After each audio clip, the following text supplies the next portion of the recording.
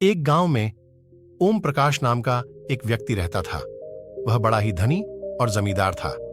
वह तेनालीराम का पक्का मित्र भी था। वह उमरूर नाम के गांव में रहता था। ओम प्रकाश कुछ ही दिनों का मेहमान था। उसके 3 बेटे थे। एक दिन उसने अपने तीनों पुत्रों को अपने पास बुलाया और कहा, मेरे मरने के बाद मेरे पलंग के नीचे से जमीन खोद कर देखना। तीनों पुत्रों ने ओम प्रकाश की मौत के बाद ऐसा ही किया।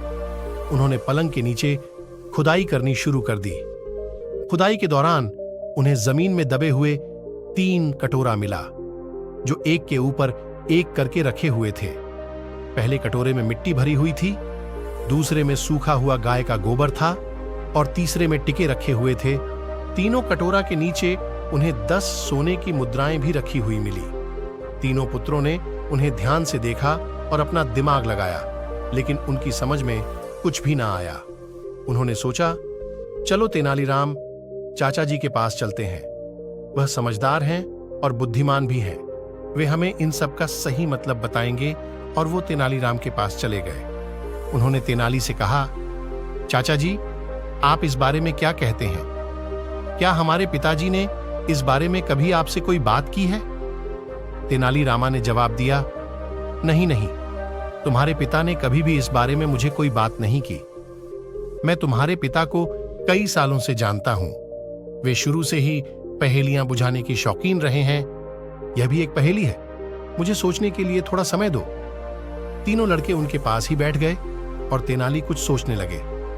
थोड़ी देर बाद तेनालीराम ने कहा, मुझे पता चल गया। आओ, मैं तुम्हें बताता हूं कि इस पहेली का क्या हल है। तेनालीराम ने उत्तर दिया। लड़के उत्सुकता से आगे बढ़े और बोले, क्या हल है चाचा जी, जल्दी से बताइए। तेनाली ने जवाब दिया, तीनों कटोरा को ध्यान से देखो। यह तीनों कटोरा तुम्हारे लिए ही है।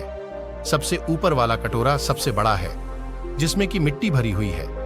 इसका मतलब है कि तुम्हारे पिता सारे खेत बड़े वाले पुत्र के हिस्से में आए हैं। दूसरा कटोरा, जिसमें गाय का सूखा हुआ गोबर भरा हुआ है, वह मंझीले पुत्र के लिए है।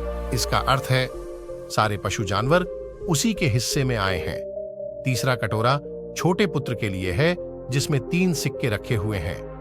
इन तीनों को ध्यान से देखो, यह सुनहरे रंग के हैं। इसका अर्थ है कि छोटे पुत्र के हिस्से में सारा सोना आया है। बेटे ने पूछा, लेकिन चाचा जी, पहेली तो अभी भी पूरी नहीं हुई। ये 10 सोने के सिक्के, ये किसके हिस्से में आए हैं? तेनालीराम, अच्छा, यह सोने के सिक्के, यह मेरा मेहनताना है। तुम्हारे पिताजी कभी भी कोई चीज मुफ्त में नहीं लेते थे। वह 10 सोने की मुद्राएं मेरे मेहनताने के रूप में छोड़ गए हैं। तीनों पुत्रों को अपने पिता की पहेली का उत्तर मिल चुका था। उन्होंने वह सोने की मुद्राएं तेनालीरामा को दिए और वहां से विदा हो गए। दोस्तों, आपको ये वीडियो कैसी लगी, ये हमें कमेंट सेक्शन में बताएं। और अगर वीडियो अच्छी लगी हो तो इसे लाइक और शेयर करें। मिलता हूं आपसे अगले वीडियो में। तब तक के लिए खुश रहिए और सीखते रहिए।